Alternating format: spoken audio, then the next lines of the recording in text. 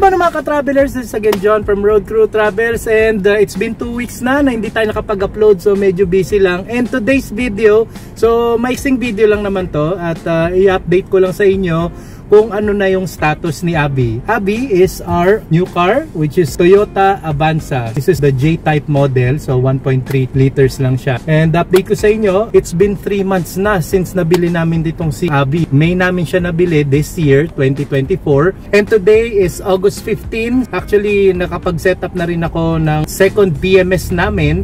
And God willing, that would be next week, next Saturday na siya.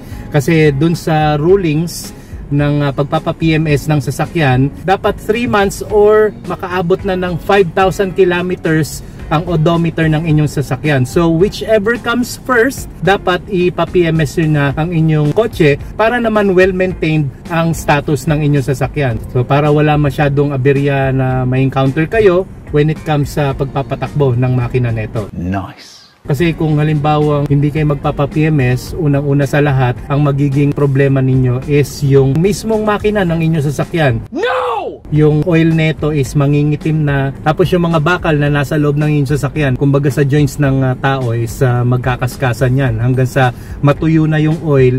Delikado na yon. Kung ikukumpara mo nga sa buto ng tao, 'di ba, kapag medyo wala ng langis or oil yung mga joints ng ating mga buto is masakit yon.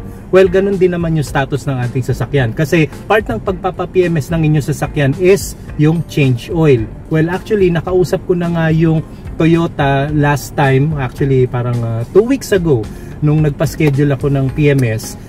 According to them, yung second PMS ng aming sasakyan na si Avanza or si Abby is wala naman daw pinagkaibang proseso niyan dun sa first PMS namin. So ibig sabihin, kung ano yung ginawa dun sa first PMS, ganun din naman ang gagawin nila dun sa second PMS. So mag-change oil lang sila and i-check lang nila yung mga brakes and other parts ng sasakyan. And according to them, magkakaroon lang naman ng major changes sa PMS ng aming sasakyan kapag ka naabot na yung 10,000 kilometers or yung sinasabi ata nilang after 5 months if I'm not mistaken. So doon na sila magkakaroon ng, kung halimbawa kailangan na mapalitan yung parts ng sasakyan, halimbawa brake pads or something like that. So ngayon, since second PMS pa naman namin, wala pang masyadong kumbaga pagbabago dito sa sasakyan. Papalitan lang yung oil. Syempre, kagaya nung first PMS ko is synthetic or full synthetic pa rin na oil ang gagamitin dito para maganda at smooth yung takbo ng makina ng sasakyan. So yun lang naman. Actually wala naman ako masyado halos napansin na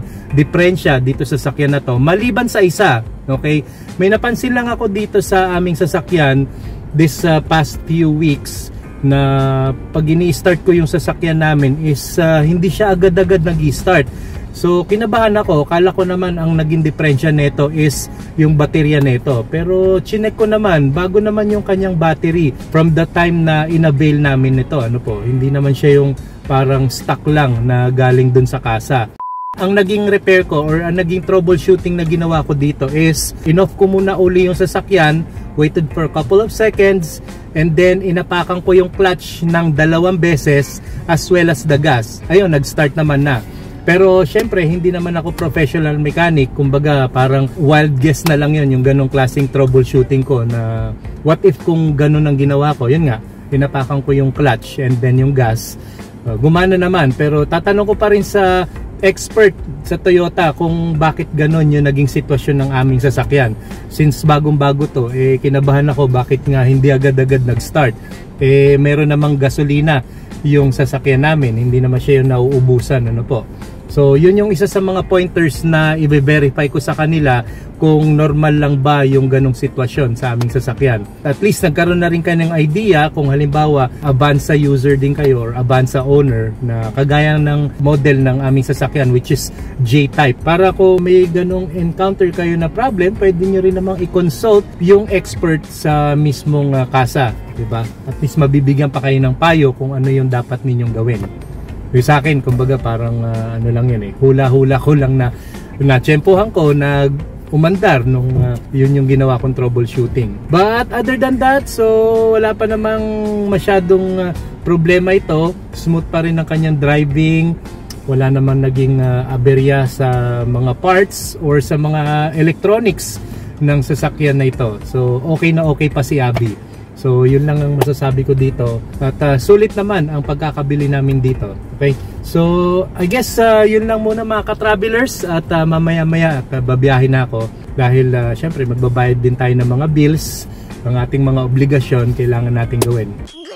At kung meron pa kayong mga katanungan na maaari kong masagot naman through my experience driving this car, put the comments below dito sa video na to. And I'll be more than happy to assist you. Hindi, wow. At yung pong maiksing vlog na na-present ko sa inyo ngayon, I hope may natutunan kayo. At kung di pa kayo nakasubscribe sa aming channel, don't forget to subscribe Road Crew Travels at i-hit nyo na rin ang notification bell para updated kayo palagi sa aming susunod na vlogs.